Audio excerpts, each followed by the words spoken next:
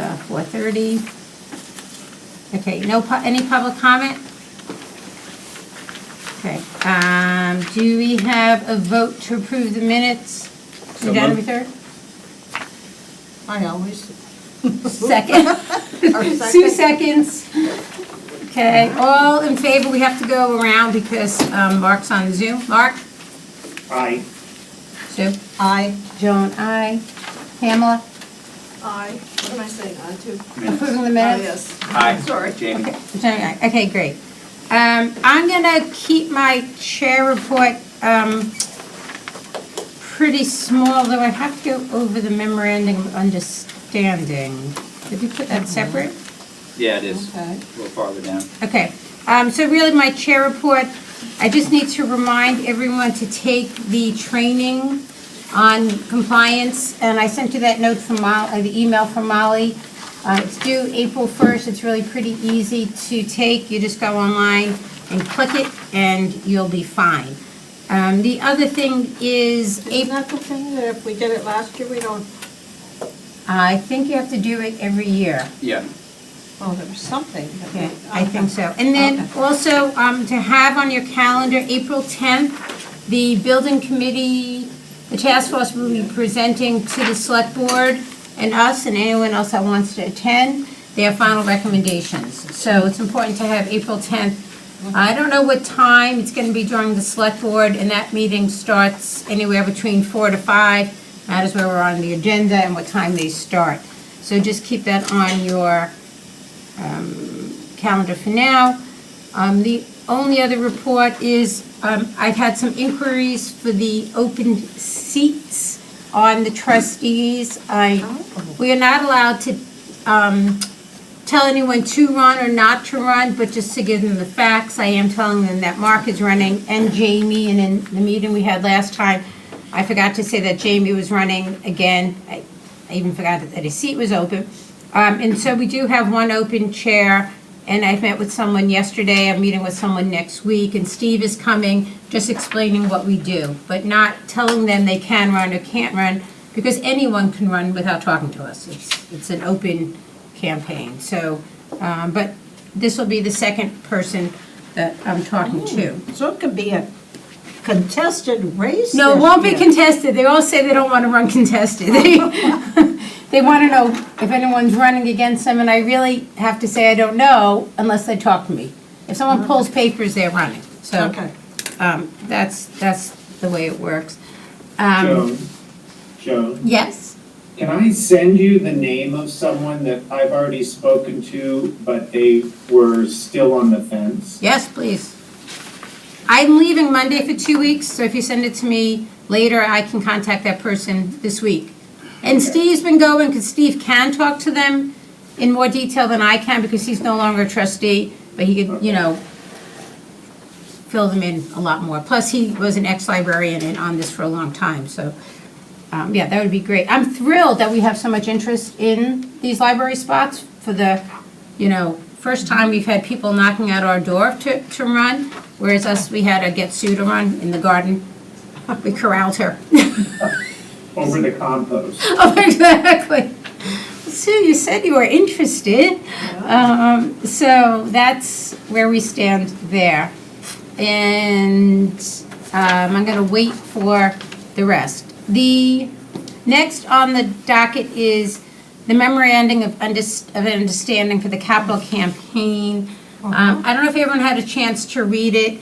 The one comment I got back, which I thought was a very good comment, was someone that I met with the other day told me they would love to sign up, but they don't want to do fundraising. And I said, well, if I said it was if I called it something else and fundraising was just one part of it, would you sign up? And she said yes. So we might call it the something else campaign, which we're coming up with the word, whether or not it is the You mean this new committee? the committee will still be the capital campaign, but then underneath Right. was a fundraising committee.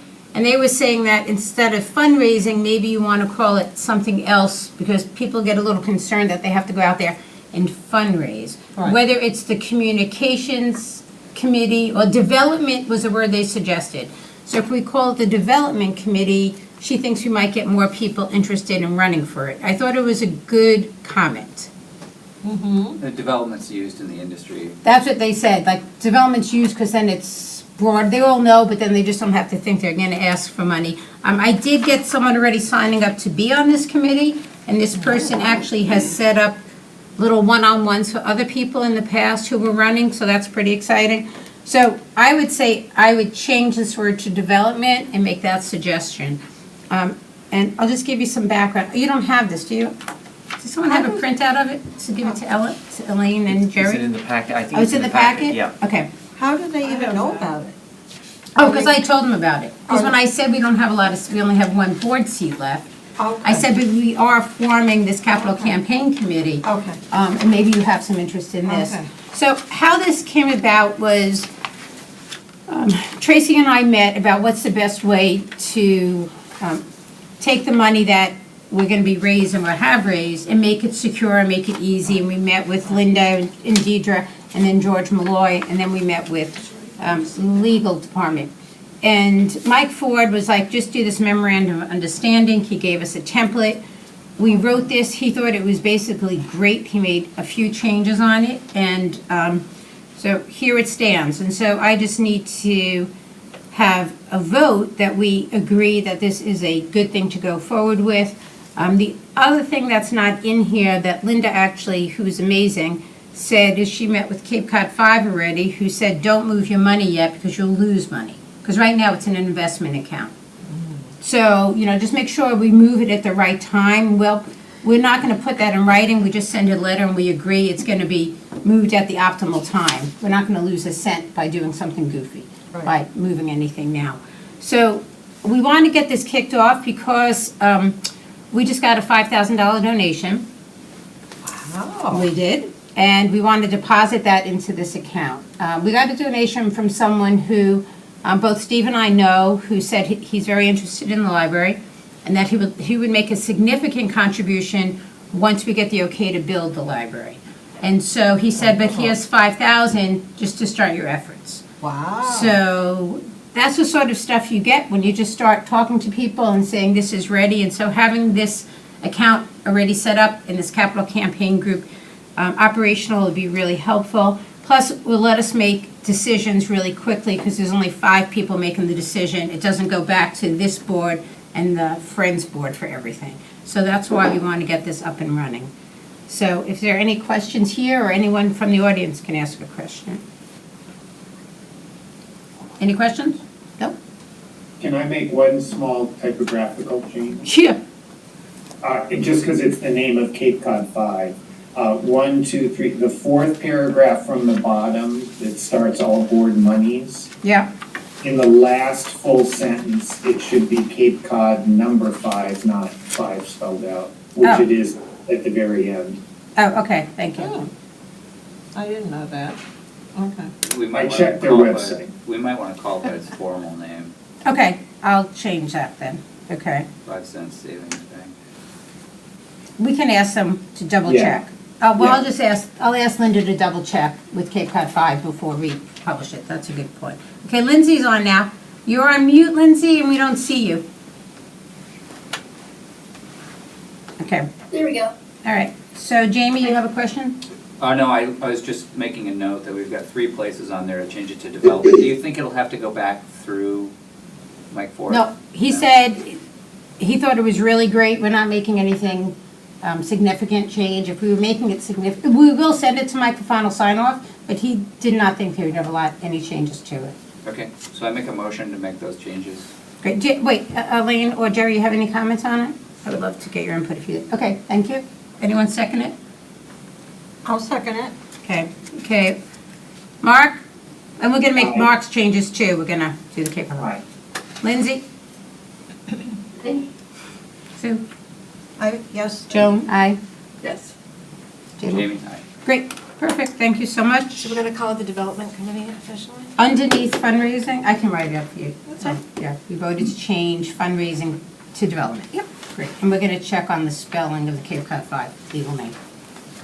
Thank you very much. Okay, next, I do want us, okay, I'm gonna let Tavi go, and then what I would like to do actually is, I would like Tavi to go and then have Mark go. Because Mark has a lot, and he did a lot of work on these policies, and so I want to make sure we get through those. And then we'll do the postcard and the rest, but this way, Mark can get his stuff done. So Tavi, Do you want me to start with the financial report? no, No. let's wait for the financial report, because I think it's, Okay. So in addition, and do you want me to just do my report, or do you want me to do the fine-free status too, or do you? do both those things. Okay.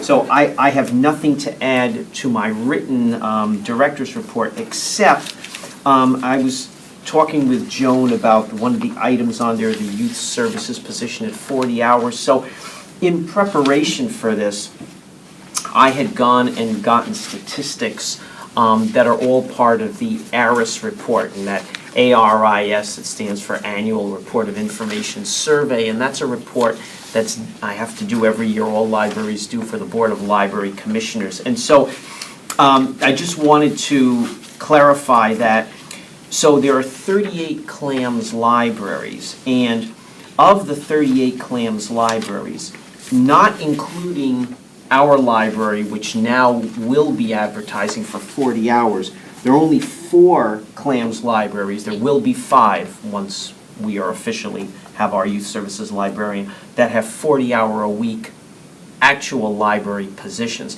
So there's a distinction to make between a position that is a certain number of hours and the amount of time that is allocated during the week in the library to youth or children's services. So in other words, many libraries have a larger number of hours devoted to children's or young adult services, but they don't have a position that is actually that number of hours. So prior to ours, only 4 CLAMS libraries actually had a designated individual at 40 hours a week. 6 CLAMS libraries out of 38 had a 35-week hour youth services position, and 6 libraries had a youth services position, again, this is dedicated, at 37 or 38 hours a week. So basically, 42% of the CLAMS libraries have a youth services position that's 35 hours or more per week. And surprisingly, there are a few libraries in CLAMS, not an insignificant number, who actually have no employee totally dedicated to youth or children's services. Again, they do provide the service from staff. So in other words, you might have 1, 2, 3, you might even have 4 staff members providing the service, but not having an actual dedicated person. So I just wanted to make that distinction. No, And you want to talk about, you got the approval. may I ask a question? Now, 35 hours a week is also considered full-time, isn't it? Actually, no. In Orleans, see, it varies from town to town. So there are some libraries where 37 hours is considered a full-time employee. 35 hours is still considered a permanent part-time employee. But there's benefits, right? Yes. There's actually benefits. Of course, they have to be built in, but there's actually supposedly benefits anytime it's over 19 and a half. They're prorated. So like, when Ann's position was 28, yes, it's a benefited position, but it's prorated. Our technical services librarian is 35 hours, it's prorated, but he's not considered full-time. He's considered permanent part-time. So how many full-time will this make us having? If we hire a person for this, do we, you? So yes, so it's me and the assistant director and the principal clerk and one of the circulation staff, and so this will be the 5th Okay. person. All right. Jamie? Thank you so much for your efforts. I mean, taking Ann's position from 28 up to 40, I really see that as a significant improvement for the children's programming for Chanel Library, so thank you. Yes. Thank you, my You pleasure. worked hard? Yes. Yeah. Well, it was a group effort. I mean, Kim Newman, the town manager, did, and it was, a was lot of great. work in trying to find the funds and so forth, but it was successful. Great. Okay, want to do any other comments? Nope.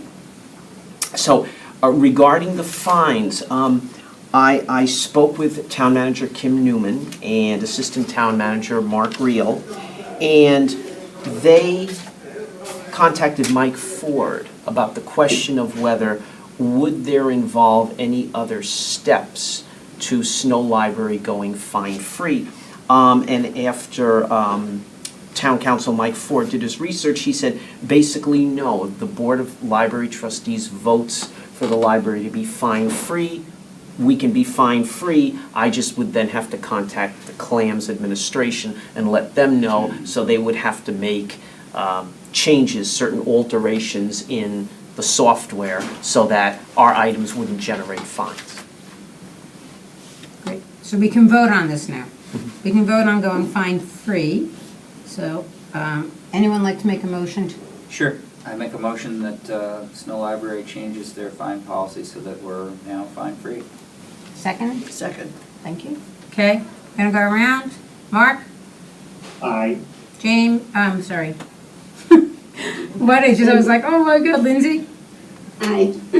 Sue, aye. Joan, aye. Yes. Jamie, aye. Great. Very nice job, Tavi. Thank you. Mark's gonna go over the status of all the work he did. And everything takes time in a library, I've learned, working with Mark. There's a lot of rules, but I give you all lots of processes you have to go through. So, Mark, how do you want to do yours? And, Well, as I sent out a message yesterday that I was gonna stick to the order that follows a message that Tavi had sent last month with the order of the applications in case you got them printed out, or notes. So unless somebody has a problem with that, I'll just stick to what I said. For any policy where I have received comments, I will let you know what they were. I haven't made any changes yet, but, and you may have comments as well. Sending them to me in advance wasn't required, so you may have them. And if I had any additional feedback, I could give them to you then. So if that's okay, I'll start with the customer service policy. And I did not receive any feedback on this particular one. I don't know if anyone else has comments on this one. no comments? Next, good to go?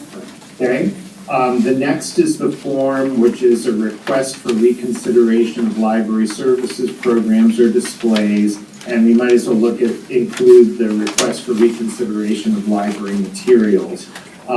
These follow, just as background, these follow standard formats that are used in other libraries, and essentially the recommendation of the American Library Association. The idea is, one, to get someone or a group to identify themselves with their contact information, to get the limit a request for reconsideration to someone who is a resident of the town, to consider it a written record. They can get a copy of the form. A copy of the form can be kept on file by the library. And it's just a record going forward as a reminder that, in 2025, we considered this book or this program, and here's what was decided. Or here was what the complaint was or concern was, and here was what was decided. So with that in mind, does anyone have any feedback on those two forms or questions or comments? I can tell you, I sent Mark some feedback because I couldn't believe we had to do this because we're just going to say no anyway. If we have a book, we're not going to get rid of it. If we have a program on anything that's controversial, we're not going to get rid of it. So I said, why do we have to do this? And Mark patiently reminded me that we're a public institution funded by public dollars and we have to do this and have it on record. And it also makes people come clean so that if someone was writing from some other obscure town challenging the books we have, they're not an Orleans resident. So having this really does help us and protect us as we say, no, we run this, there's no censorship in our library. So I did send him all these. Joan, can I ask a quick question? Yeah. So is the residency requirement in violation of anything else statewide? By taking funds from the state or anything like that, or no, okay. Not that you're aware of? Nope. Okay. No. Just wanted to make And sure. I should have said at the beginning, these are still all with Mike Ford. So he has not given a sign off on them as of yet either, but I wanted to keep the ball rolling. So if there's any significant feedback from them, of course, I would bring it back to you all. But he is reviewing them and they're definitely on his radar.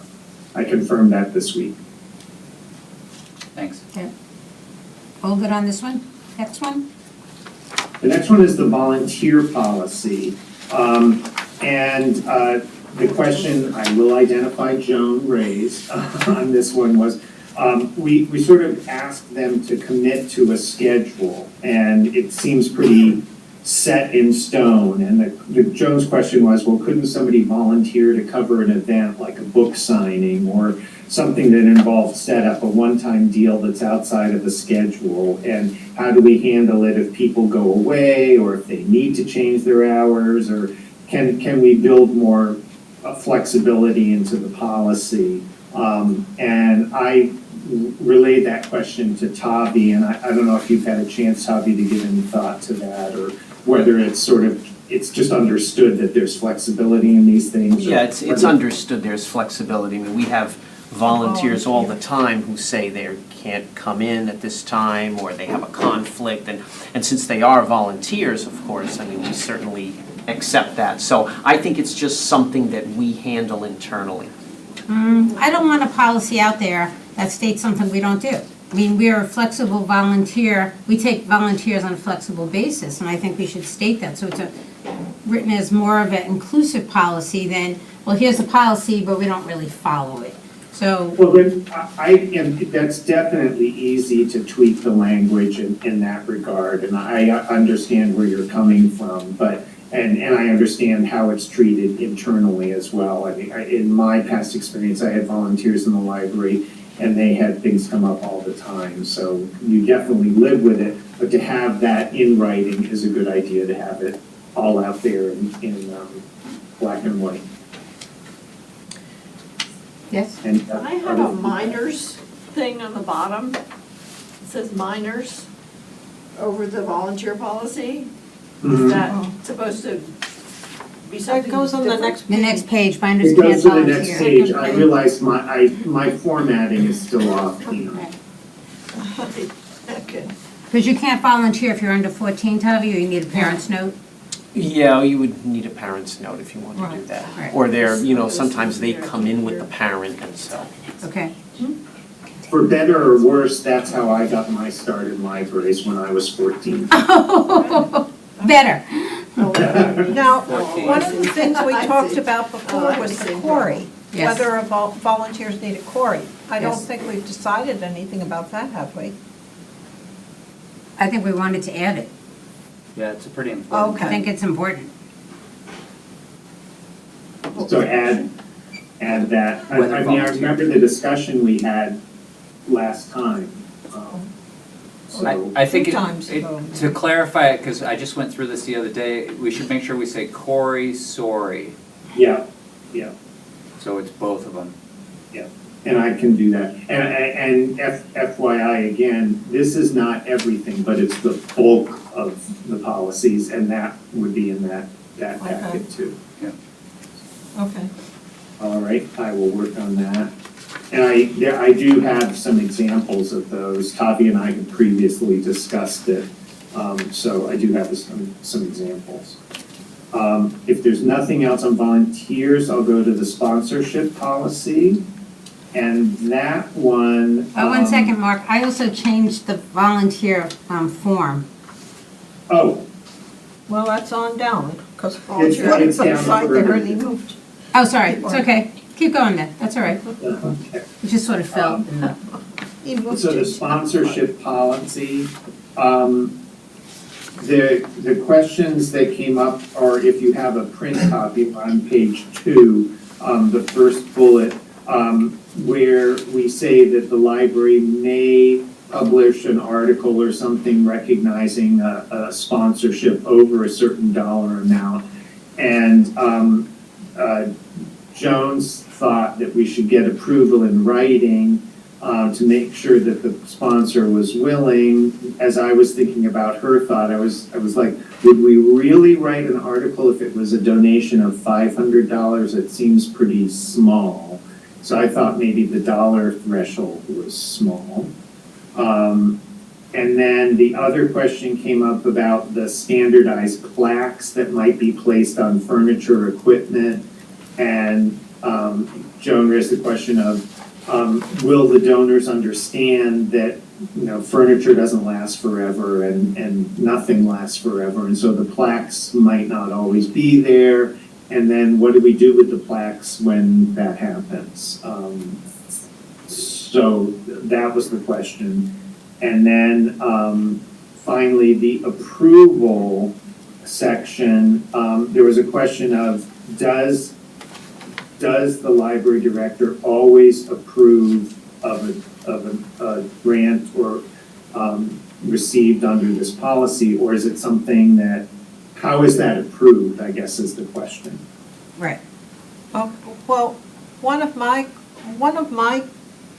questions, and it gets beyond this, is we have this sponsorship policy, we have a gift acceptance policy, we have the art gift acceptance policy.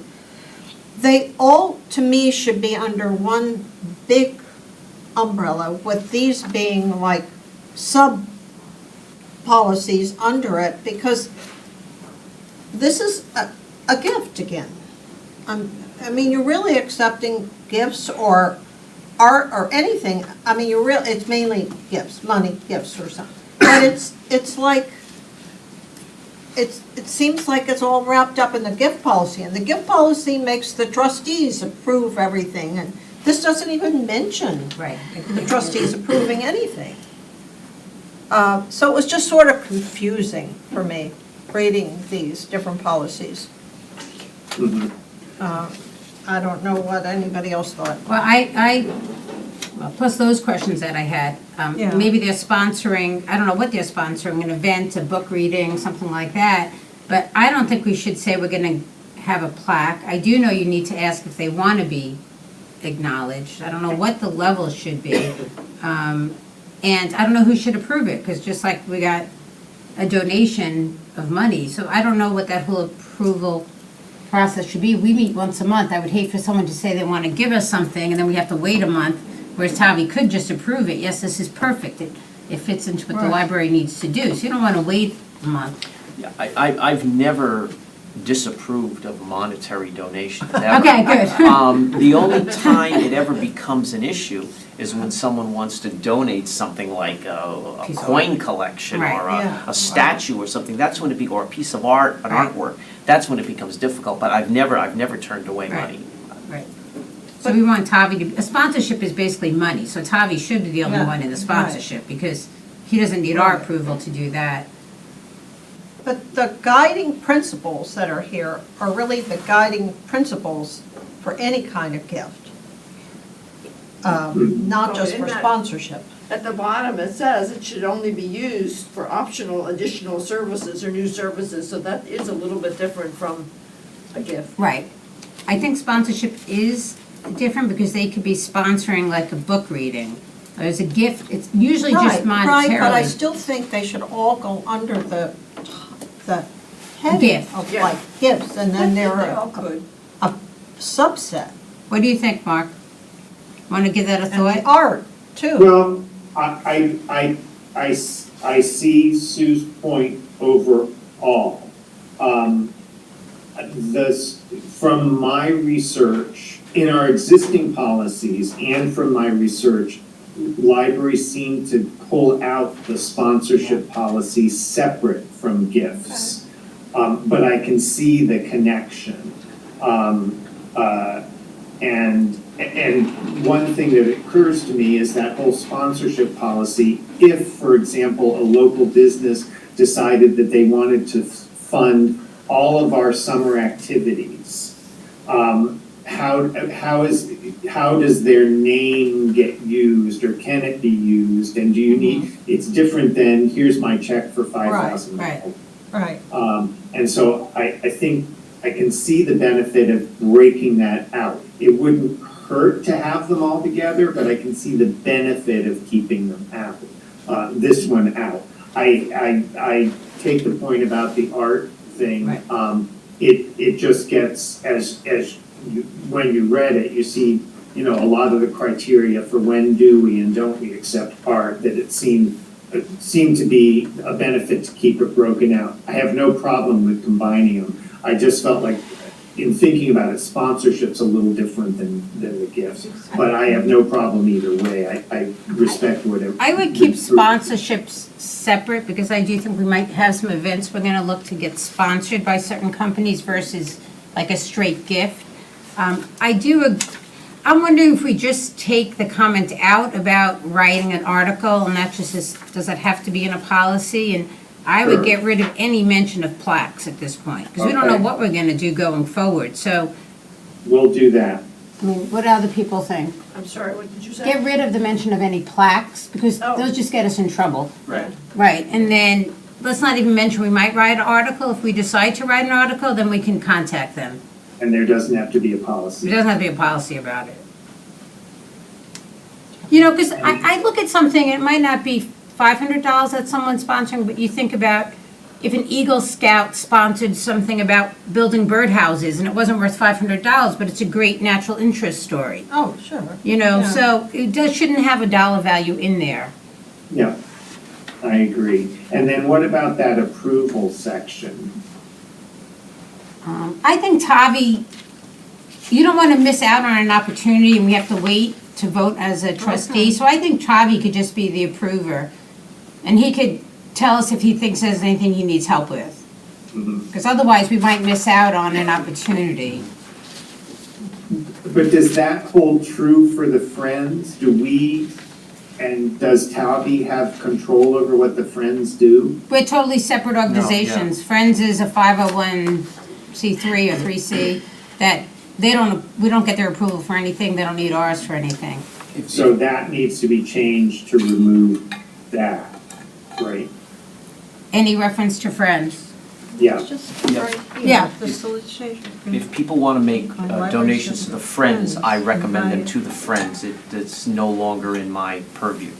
yeah, Yeah, so you have to look at that approval, yeah, for sure. Okay. I'll do that. Okay, school visits and reading assignments policy, That was fine to me. Yeah. okay. Photography, filming, and recording policy. I didn't receive any feedback on that. Does anyone have any? I had just asked you previously, I know people are putting in something about drones and whether or not does the town have that? Because a lot of people are not allowing drones now to take drone footage of things, but I don't know if you need to put it in there or not. I couldn't find anything, I have not asked, but I did go through, the town website, There's nothing. bylaws, et cetera, and I couldn't find anything about Okay. drones. We can leave it. But I have not specifically asked No, that question. That's okay then. Okay. Okay, the meeting room policy, Oh, it was very good. Very thorough. No one has comments on that? the one thing I should say, just to be fully above board, is in talking with Tavi, this policy, we formally included the trustees room on the second floor as part of a bookable room space. And in talking about it, Tavi gave me the background, and then in talking about the room and its inaccessibility, and all of its limitations, we decided to take that out of the policy at this time. It's okay. And it's not bookable. usable, but we don't advertise that it's football. Yeah, they took it out, that's what they're saying. It was in the old one. Yeah, Okay. okay. Okay, then there's the form for reserving a room. In this case, just to, in case you didn't notice, but formerly there were two separate forms requesting pretty much similar information other than what's specifically requested for author events. So that's all been combined into one now. Okay. The library use policy, there were a couple of questions that came up. One about the food and drink or food and beverages, to sort of be more specific about what's considered a library-sponsored event, meaning friends, certainly, I guess, an art reception, things like that, to be a little, flesh that out a little bit more. And then under personal possessions, the first sentence, I think this language may have been, I can't remember if it's actually in our existing policy, but it may have come from a policy that you might expect to see in more of an urban area than ours.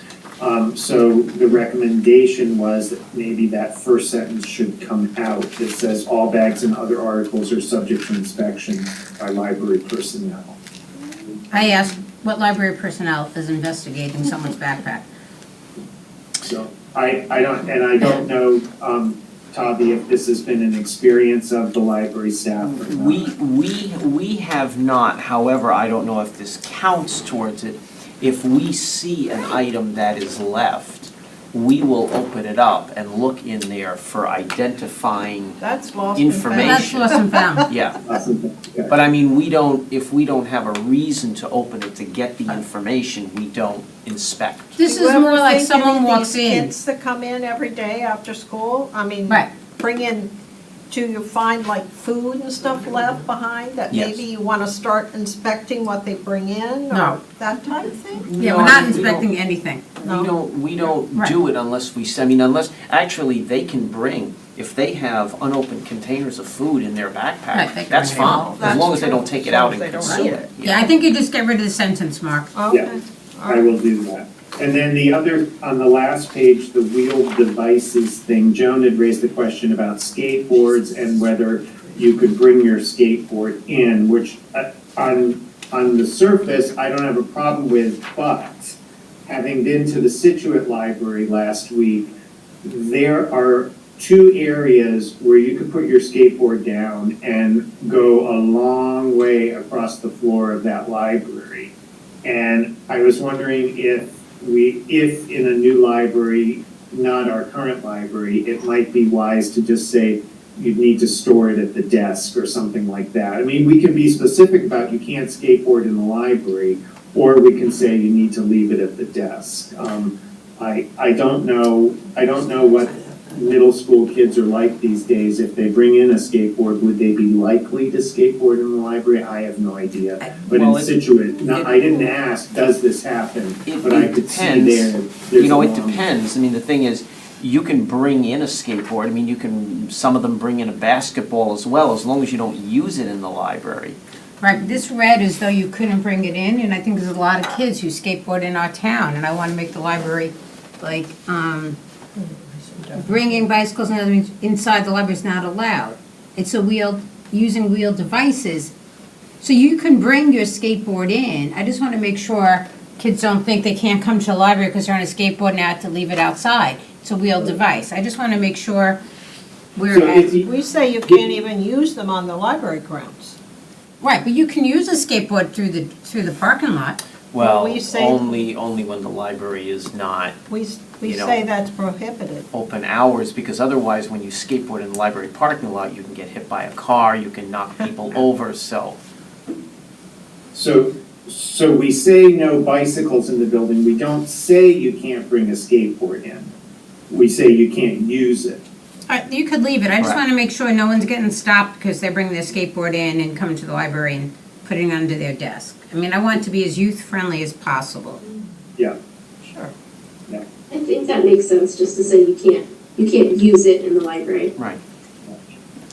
Okay, there was my comment that I had given you before about the unlawful beverages, consuming alcohol, or you said illegal drugs. I think now that marijuana is legal, I think you even have to say legal drugs. Well, you're not We don't want it in the library. possessing of consuming alcohol, drugs. You can't say legal because a legal How drug do you is know whether they're pseudofed. Is that considered smoking or other use of, could that be, will it be, Does it mean recreational? expanded? You could say smoking say or drugs, vaping period. of tobacco or other substances. Yeah, okay. What Okay. did you say? Smoking or vaping of other Right here, substances. smoking or use of. Right, so you could say smoking or vaping, because a lot of people Yeah. vape now, or other, tobacco or other Yeah. substances. Right. Yeah, You can say that instead. okay, I will do that. Okay. Anything else? Under wheeled devices, sometimes kids now are bringing large backpacks. They're literally so filled up with devices that they're a wheeled device, so you might want to say that as well. I've seen people take suitcases in, so suitcases or backpacks on wheels. Okay. Yeah, because the book bags are so heavy. Tavi, has vaping ever been an issue before No. with youth? Okay.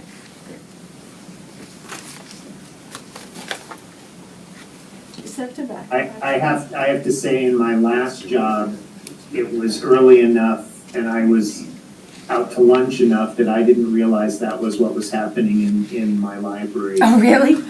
On the grounds of the National Institutes of Health. Doctors roaming the hallway using their vaping. Good Lord. We don't have a school here. All right, use of the library by children. Okay. That was good, right?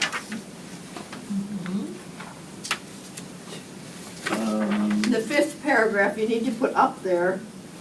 Children must be picked up, Oh, picked up, yeah, thank you. rather than just picked, right? Up. Anything else on that one? Okay, the decertified libraries policy is pretty much boilerplate language, used everywhere. I don't know if anyone had any questions on that or comments. Library programming policy, we've already talked about the request for reconsideration that comes on the bottom of page 2, but are there other comments or feedback? Okay. All right. Hang on. Application. It says charge a nominal fee for participation. I thought it wasn't a charge, I thought it was a donation. Where is that, Pam? I'm sorry, page 2, under access to programs, the second paragraph. Oh, It okay. says committee may charge a nominal fee, and I don't think that they do that. Yeah, it's called a It's donation. called a donation, so, Okay. yeah. Good catch, Pamela. You may charge a nominal donation fee? Well, That it's made me. No charge. not even a charge, because it can only be a donation. You can't not Request. allow someone It's more to. like a request. A recommended donation, is that what it is? Is it a recommended donation? Requested or a recommended. A recommended donation, yeah. Okay, all right. Okay. I've got 44 of these. Anything else? Okay, the volunteer application, I changed the whole thing.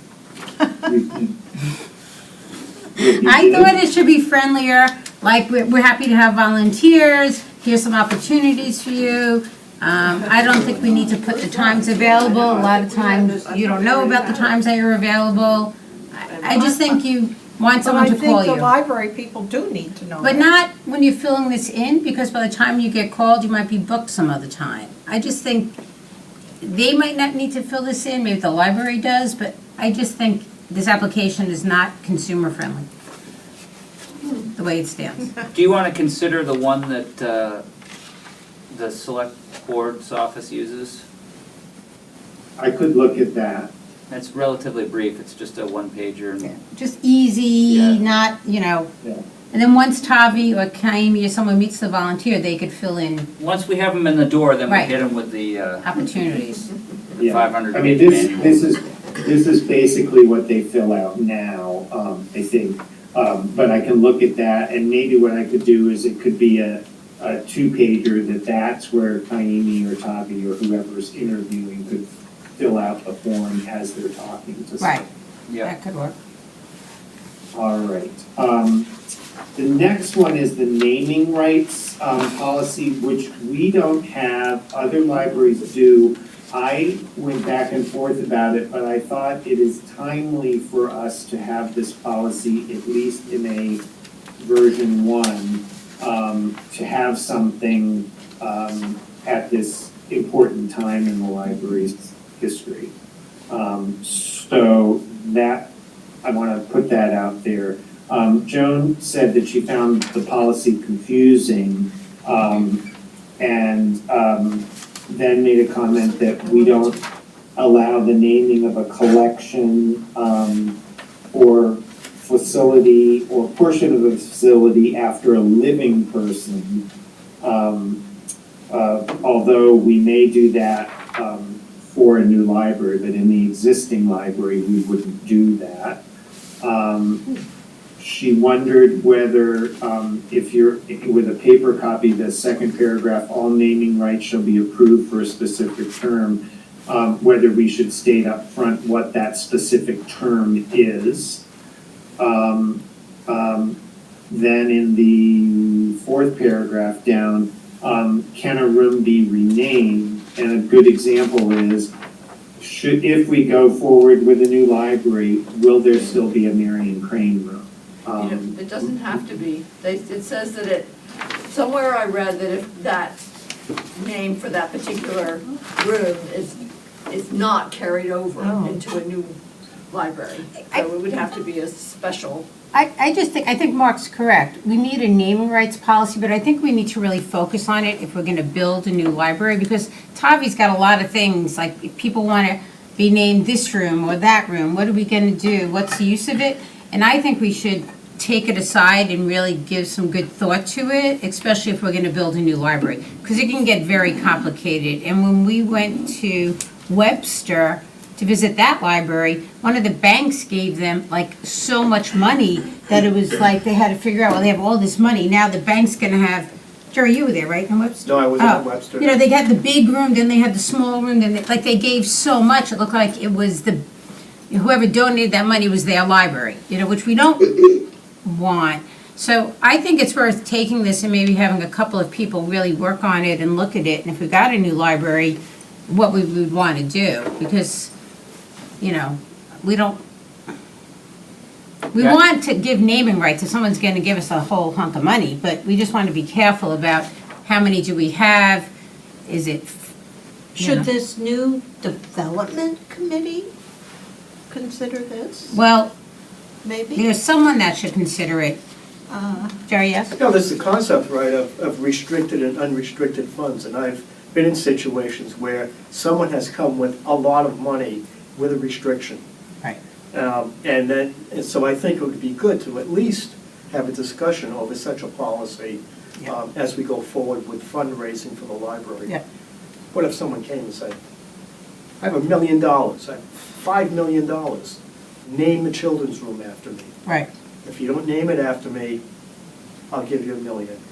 Right. Whatever. Right, so maybe it should come under the So I new think- capital campaign committee, Sue, to your point, because there will be a development committee underneath That's where that. it'll be the. Yeah, so maybe Yeah. that committee could take a shot at it and then bring it back. Because right now, if we don't get a new library, there's not many other things you can name, right, Tavi? No. Right, so, we're sort of named out at this point. We don't even have room for a chair being named anymore, so. Exactly. So, I think, So, But would you want somebody to, would you want to accept it? Would you want to say, well, he bought that, so we had to put that name up there? Well, it becomes a negotiation, I think, at that, you know, during the discussion between the contributor and the Right. library. Yeah, Uh, there could be other Maybe a things. compromise, it Some- could be whatever. but- some new libraries, we got a nice picture from Mark, actually, that took a picture in Situate that had a wall that had like the donors' names, and that was just a plaque. There was no more, here's the chair, here's this, and like, Tavi just got called from someone who wanted a bench for their father put outside. We can't put any more benches. We have no room, and it comes with a lot of issues to put their name there, or people come and say, where's my dad's chair?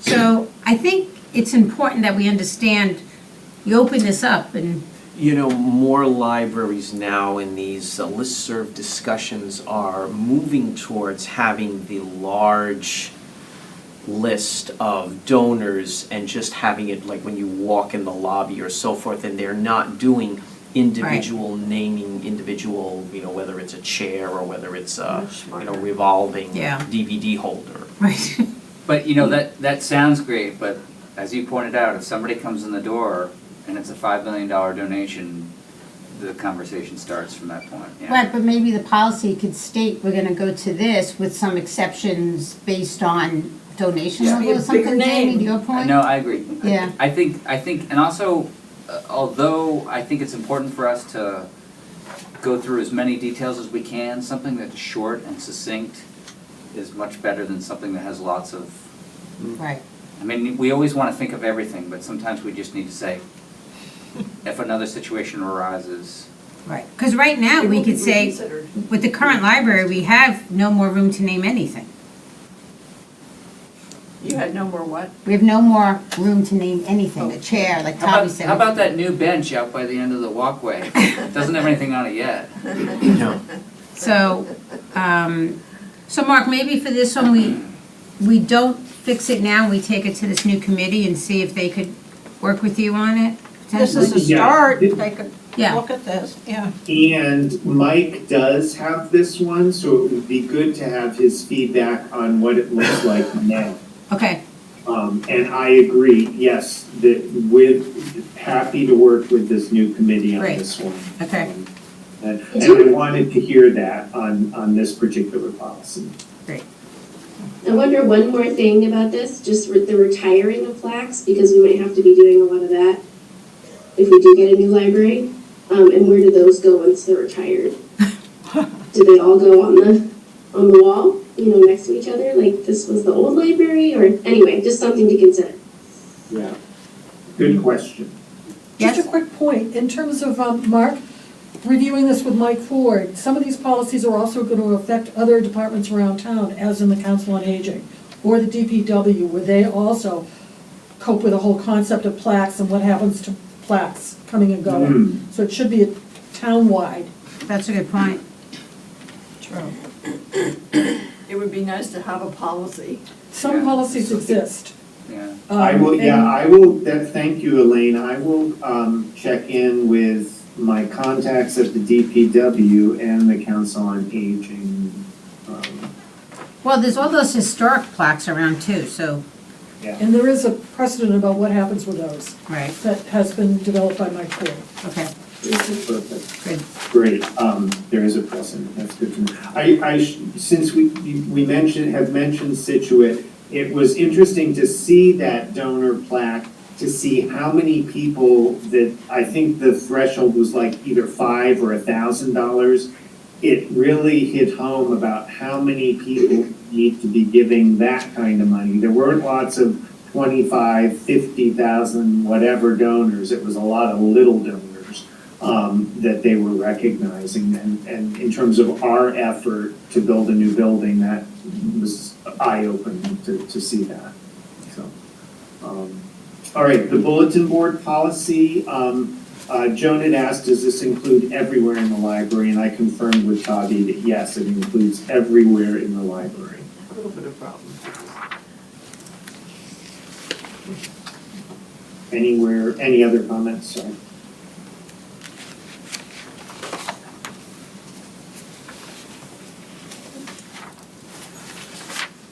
And I should say, when I go to other libraries, I look at their bulletin boards to see if they do the same thing. And other than not knowing if the librarian, director approved of it, they follow our policy too. Okay, the historical and special collections policy.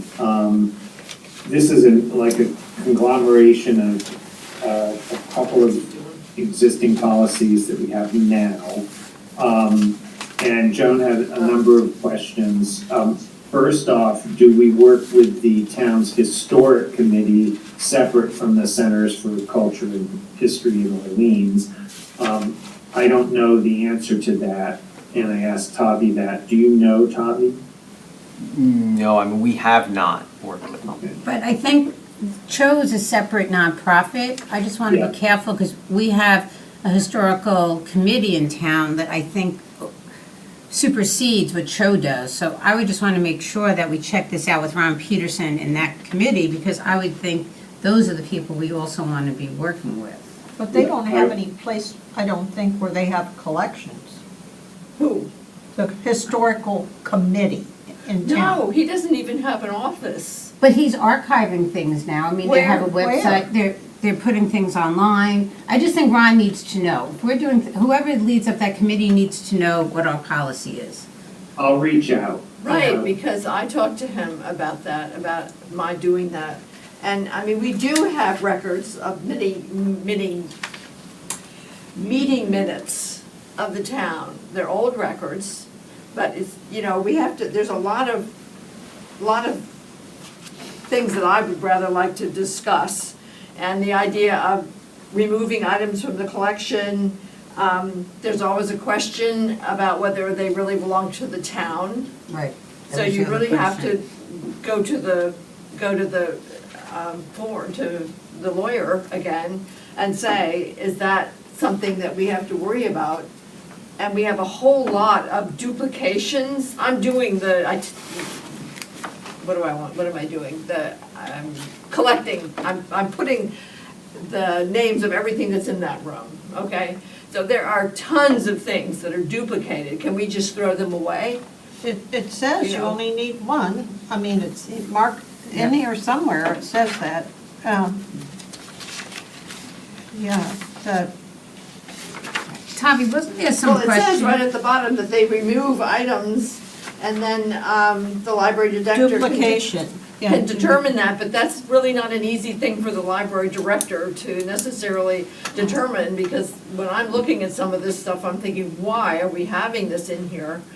Right. On the other hand, Yeah, I worked with Pam one day and I'm thinking, oh, it's just a collection for, if somebody doesn't know what to do with things, goes right in well, that there's a room. lot of stuff that's dumped Yeah. in there, but there's some stuff that has to stay in the library forever, which I just learned today. Thank you very much. So that kind of things we have to decide, are we gonna put them into some kind of a protection packet, from the archival company, that kind of thing. There's a lot of stuff that we really have to think about with this, and I'd love to work with you on it, because I think we have to be kind of careful as to So, do you whether we can wanna- say that we can just get rid of things, because that would be wonderful. There's a lot we could get rid of, but I'm not sure. So Pamela, would you like to take this one aside Yeah. and work with Mark and then talk to Ron Peterson? I just want to Yes. make sure everyone that's talking historic, I would like Ron to be part of this. great, that'd be great. You okay with that, Mark? Yeah, could I just finish with the comments you made Yep, though? Sure. So then, in terms of the use of collections, Joan raised the question of, does someone need to be supervised, or can they use the collections unsupervised? She thought that in Eastham, you use them unsupervised. In my personal experience, professional experience, I mean, you definitely, for special collections, supervised and observed someone, particularly if they were using original materials. And not having seen the things that Sue and Pam have and Tavi knows about, I don't know what people are handling, but, you know, if they were handling the originals of the H.K. Cummings stuff in whatever form, you would hate to see something like that walk off. So I don't know what we want to do or how we handle it now, but that's raised a red flag for me. Right. Well, we do have a lot of photographs that were made of the prints that are missing, and presumably they were taken. Yeah. So where's It's the very current? difficult to tell that because there's no real indexes for all of those boxes and boxes of things. So, you know, we're never gonna know if we have all the photographs. And then there are duplicates and duplicates and duplicates of all this stuff. You know, and that's just gotta be determined at some point. So I guess my question is you have someone that comes in, they want to watch this collection, are you sitting in the room with them one-on-one? Like, who's supervising? How do we, there was just a lot of that sort of understanding. But what happens if you had a camera in the room? Like, a lot of libraries don't have staff anymore. They have cameras in the room that they use. So those were just some of my, Well, what we do now is like volumes. People take the volumes and we check them when they bring them back to make sure everything is still in there. That's what we've been doing as far as controlling. So they Okay. go downstairs? Yeah, in other words, so we'll bring like one volume, they want to see volume 12. Yeah. We'll bring it down, and when it was brought back the last time, we go through and check and make sure everything is there. Then when we receive it from this person, we make sure everything is there, and you have to sign in to use it with your name and so library. to me, I don't know if that's supervised. I think of supervised as someone sitting there watching me.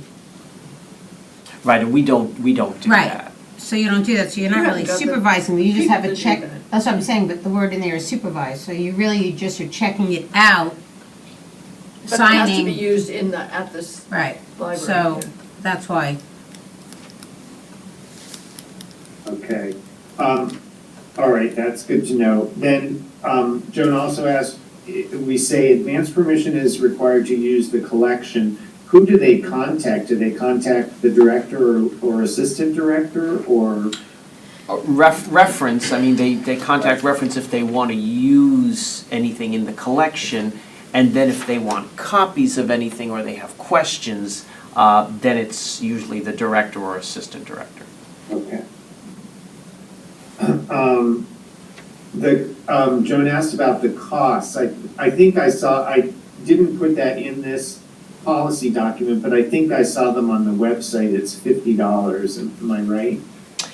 Well, and actually that, the whole format for that has changed though, because if people, that's for copies of the Cummings prints. And so now we actually, I contact an organization if they want to make a copy, and we have to go by the prices depending on what the size of it is and so forth and the quality of the copy. And so what I do is I contact them, explain what the patron wants, then the organization gets back to me with a price and I make sure it's fine with them, and then we go from there. Okay, So there aren't really any set prices anymore. okay. This doesn't seem like that should be your job. Somebody else should be doing that, not you. You're more valuable than that. I don't know if the reference line, somebody else should be doing that, not you. Okay, I can work on language there. Then our policy currently states photographs from the Cummings collection may not be copied. And Joan asked, why not? Can they be photographed?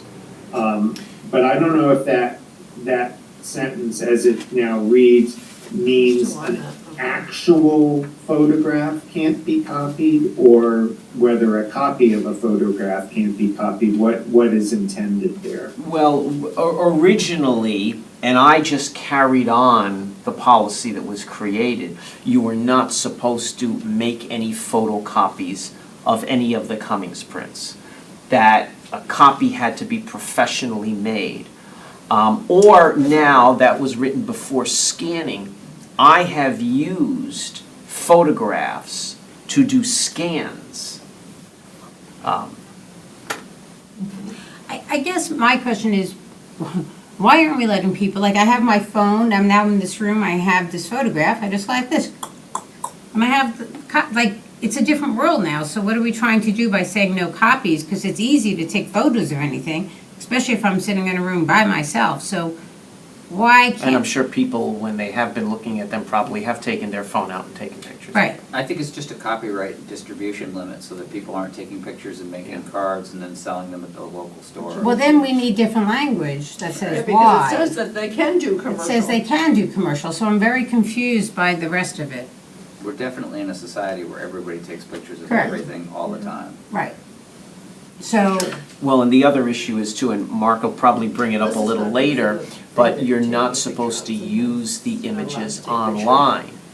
And this came before the trustees a few years ago, but it was already determined that if you go online, there are already images of it right, on there. you can't. And there's no own way to control that or limit it, and the Right. trustees decided, I think wisely, that there was no way to police that or control it, Right, so. and there's no way you're gonna police people taking photos of it. I think we just need a realistic policy that's written for this day and age.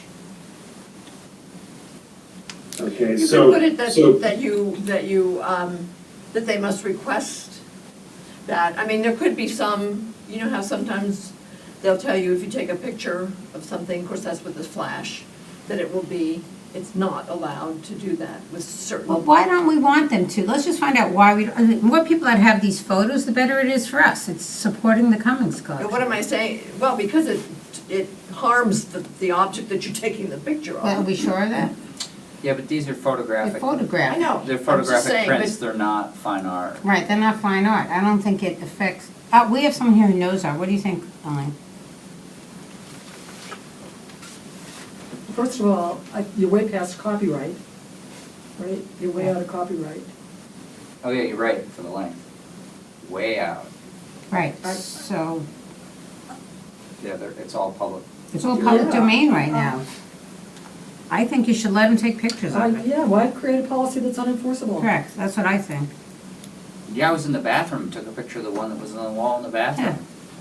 Such a What, Jerry, what? If I the mean, they're in the concern, post office. Right, they're everywhere, yeah. if the concern is commercial reuse, is the concern commercial reuse? We don't know. I don't see what anyone has Well, it says concern that about. they can It's- use They're it. old. you know, I You're not just, gonna spend legal money to enforce this. No, I mean, as I learned, the existing policies that we have today in our binders have been around for a while, and each time policies were reviewed, you know, they might fix a comma here or delete a word there, but they basically have existed with very little of this kind of, as I understand it, I wasn't in the room, kind of careful consideration of what does this policy mean today? And I Right. think it's a It's true. very useful conversation, and I think definitely with that in mind and with Pam's feedback, I can rework this in a way that. perfect. Thank you. Thank you. I just had one other question. We have the Cape Codder on microfilm? Yes. I mean, do they give us, we film it every, No, I take the newspapers and I package them up and I send them to New England Micrographics, and they make microfilm out of it, and we store the microfilm so that there is a copy that someone can look at, because the Cape Codder newspaper no longer retains copies. But do we need it? well, what about the Chronicle now? That's the other newspaper. I think more people read the Chronicle than the Cape Codder nowadays. So they may be doing it themselves, it was the Cape Codder wasn't doing it, But right? to your point, so do we need it? Do we, yeah. Who asked for the old ones on microfilm going forward? I think that's really important to keep those old Cape Codders. Yeah. No, but Yeah. going forward I now? know. It's 46. it's quite an expense too, isn't it? It is, but I mean, the thing is that there's a period of time where they are not online and they're not digitized, so the only record you have is the microfilm. Exactly. No, I see, But keep going it going forward, forward. the We don't Cape need to Codder- continue doing that. Nowadays, do we No. still need to do that? No. And Ari, the Chronicle, it may be that Chatham is doing it for the Chronicle. I was just gonna say that was the Chatham Chronicle to Right. begin with anyway, so. And the Cape Cod has like 6 pages left. I think you're right, Sue. Well, I'm sorry, what did you say? I say Cotter doesn't even have How much long, left how in it. old is the It's Cape, gonna how die does, pretty how soon. old Yeah. does it date back to? 1946. 1946. Yeah, so keep the old ones, but So I the think you old should look ones, at yeah. what do we need to do going forward. I think, Maybe. Is You that, know, is that something just I'll- for Tavi to decide? No. You know, rather than the trustees, or? well, because it costs money. How much money is it The now? Friends pay for it, don't they? Sorry, go ahead, Mark. The one thing, and I don't know, I don't have background on this and I haven't asked, is it possible that the Snow Library is considered the library of record? At some point, we made a commitment to the Cape Codder, that we would be the library of record who maintained the Cape Codder in its entirety, whether it's on film or current issues in print. And is there another library on the Cape that's doing the Chronicle? Like, is Eldridge Library doing the Chronicle? Eldridge is doing the Chronicle. All right. And the Cape Codder Snow Library is the only place that has all of the Cape Codder. And in fact, if people contact the Cape Codder, they tell them they have to come to the library to look at it. They're not keeping or archiving any of it. They don't have And any it, money. and it used to be, It's very I don't, difficult to say. I believe it's still the It might case not that, exist in a at year. least in libraries and archives, microfilm was still considered the preservation method of choice, surprisingly, not a digital version. That, I don't think that's changed since I retired, but it used to be the case that microfilm was still preferred as something that was more stable than an online version. Well, and the reason why I continue to do it is because our digitized Cape Codder is stored in the cloud. And at one point, the company that had it went bankrupt Oh, jeez. and never informed me of that, and just took all of it and transferred it to this company in France. And it wasn't until I got a call from the company that I knew that. And so in my estimation, it seems like the archival future of it is a little uncertain, and I was never comfortable just having it stored in a cloud somewhere, especially when at one point I didn't even know who had it. So that's why I've continued doing the microfilm, and we still do have people coming in and looking at the microfilm. I could see the old one, and maybe we could take this offline, but the current Cape Codder, I just don't see how that's the most relevant news paper that we have to. Maybe 20 years from now, somebody wants to look back at All what right, we could today's just Cape leave it. Codder says. We can leave it for now, but I think it's worth understanding the Yeah. cost and if it's worth it. Okay. Okay, all right. Okay. The display case policy, so Joan's feedback on this one was, in terms of current events, her concern was that if we wanted or had a need to do some kind of display case on a new library building, that should take precedence over the use of the display case. And if that's the case, how do we bump somebody that's scheduled to be have their display in the case? That's one thing. And then, do we have any sort of requirements for creative displays, as in they have to be engaging, they have to use the entire space? And do we have examples of what makes a good display or effective display that somebody can see if they come to the library and wanting to use the display case? That's the feedback I had from Jim. I can give you why. I went there this summer and I think it was Austin Newcomers, right? Had just that piece of cardboard up. It was a waste of the display case, and I would have taken that and putting that out. You have great displays from other groups, the high school, the current Friends group. And unless someone's display is gonna look somewhat similar to that, the train people do a nice display, but the Austin Newcomers display should not have been allowed.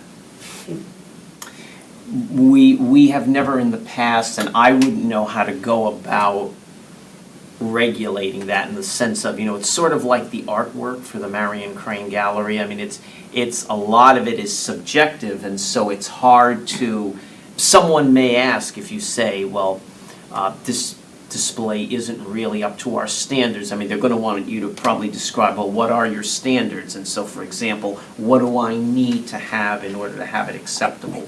I think, to me, if we had a picture of what that Nauset Newcomers was, that was not acceptable. Nothing was up top, it was leaning on the bottom, it didn't use the case. When you walked in, the impression you got of the library, to me, was like, we don't really care what this looks like. We care what our lobby looks like. If we took a picture of what's up there now from Friends, that's an A+. And we could state you have to use the display case, the back wall, the shelving, make it interactive. You just can't put something up that wasn't made to be in a display case. And what they put in there was something that goes on a stand that you take to a meeting and people can read it. Oh, So yeah. I think it's important not to have something there that doesn't portray the community in the best way possible. And it's free advertising for them. So we have the right to set some standards, because they're like, oh, where can we put our stuff? And people say, oh, let's go put it in the library at Snow. Yeah. And if indeed this is written that the library has preference, we should have the month of April this year and the 2 weeks prior to our vote to really talk about the library building project. Because that's the most important thing, and that's, when people come into the library, that's what they should see right now in April and May. Right. That's my feeling. So whoever has April for this year should be told, this is a really important time for the library, we can give you September We instead. reserve the right to cancel or reschedule any display. I know that's what it says, but when Oh, we tried to use the display this year, or last year before the vote, we were told we couldn't move the date. So, Well, the problem with April is that it's been, and it's sort of, it goes from year to year, that's the school. The school has the crane room, and they also have the display for their jewelry that people like. that's And this has always sort of nice. been just, Jewelry display does look lovely. I'm not saying it's not lovely, but this is the only space we I know. have Right. for the library to present what's going on, and Right. this is gonna be an important vote. Could we say to the high school, you've always had this, you will have it again? Can you put yours up in May? May, yeah. Right, can we let you put yours up in May, because we need this to promote for the vote? I mean, that's the space we have. Well, it follows the rules that you have set down already. It says that you to refuse and to put your own things, I mean, I don't think. I think Although you the already vote can is do until that. mid-May, right? Isn't the town meeting like May 16th or something like that? I'm sorry, I didn't, I May can't hear 13th you. or something, I think. Yeah, I don't know what the date is yet. Maybe May, or they can stop at the third week of May 9th April. or We can something. have the last week of April and the first 2 weeks of May or something. I agree with Joan, I think that it's appropriate to have language in there, Mark, that says that it needs to be, the content needs to be full. Right. In a good Engaging. paragraph. And we could put some pictures in And I think, there. I think It relative says to all in April, here. let's just at least have that conversation with the school and see what they Yeah. say. Well, not to make this go on, this particular piece of conversation to go on forever, do we know what a library-related display is gonna look like? And does it have to be in that case? It's the only place we can really have it. When you walk in the front lobby, we could show, here's what a new library could be. We could take the images that we have from the architect, we could mount them. We could have, here's the kids' room section. We could take the whole layout and put it there. Yeah. We could see if Matt can give us a 3D display. I mean, I think there's a lot we could do with that display case. That there is no other room for it. I'm So you're just talking thinking temporary. that room, that space is not very well lit if you wanna look at those particular plans and images. And I'm thinking that at Brewster, they used to have that, they may still have that display of what their proposed new building was gonna look like, that was on a three-legged stand or something right near the circulation desk. Could we, could we take over the bulletin boards that are over near the copier for the month? Given that our display is primarily gonna be paper-based, not like the jewelry. And the jewelry is just a known exhibit that is coming, but we don't need that case, but we might have a very much better lit space for people to look at this, if we took over the bulletin boards instead. I'm just thinking outside the box. Also, if we had a bulletin 3D boards, model, you won't notice. there's that space where the preschool builds like a gingerbread house display, and they have it's kind of right in front of the one of the desks, like in between the desks. Do you know what I'm talking about? Yeah, Sort of in the yes. center of the library, By that the would be a reference good area, spot yeah. if we did a 3D display. It's kind of in the middle of the library. But I can definitely flesh out with this, and I could also reach out to past exhibitors to see if they took a picture of their display case, and that could be maybe incorporated onto the website or somewhere that it could be pointed to as these are examples, good examples. Right, and even if Norset newcomers just signed up again, I would have a conversation with them, Tavi, that says your display case cannot look like it did last year, because it wasn't a display case. And when, Just an advertisement for them. it was an advertisement for them, it was not a display case, and this is a display case. And I thought Norset Neighbors does it, but they take over the back, they put in some potted plants in, they make it look interesting, and it offers a service. And so I think that's really important, because. Bobby, was it neighbors or newcomers that, do you know? It was I newcomers. believe it was Norset newcomers. It was definitely newcomers. Because Gary said he was gonna talk to them, he's the past president, and he was surprised to hear that. It's the poster. I know exactly what poster it is. Yeah. Okay, I will relay that to Gary, him. Jerry had a comment. Yeah, just as a member of the library task force, the building task force, I would highly endorse the use of the display case for something with a lot of impact that sees a lot of eyes. That's, every person who uses the library walks through that door and sees that space. And this is special. Right. I personally love the jewelry display as well, and look forward to that every year. But perhaps some